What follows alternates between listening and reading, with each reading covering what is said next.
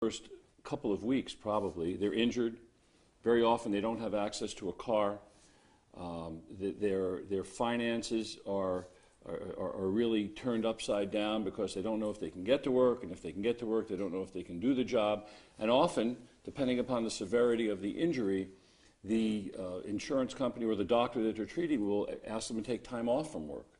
And so they have financial issues, paying their rent, paying their mortgage, taking care of their kids. So that first 10 days to 2 weeks is very difficult, and a lot of times the decisions that they will make vis-a-vis the insurance companies calling them, and decisions about property damage, and decisions about whether I should go to a doctor and who should I see, all of those things are things that we do just as a matter of a routine type checklist to make sure that everything is covered. You know, a lot of people, I think, are hesitant to hiring a personal injury attorney because they worry about the money, but oftentimes you're going to get a larger settlement. I mean, most cases, right? I don't think I've seen in 35 years 5 cases where someone handling their own case wound up with more money in their pocket at the end of the case than if they would have hired our firm.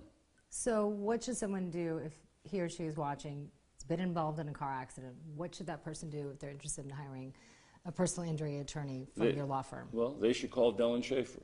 We're open 24 hours a day, 7 days a week. We actually have secretarial staff here till 9, sometimes 10 o'clock at night, Monday through Friday. You'll always speak to an attorney, even if it goes through our answering service. An attorney will call you back, will speak to you.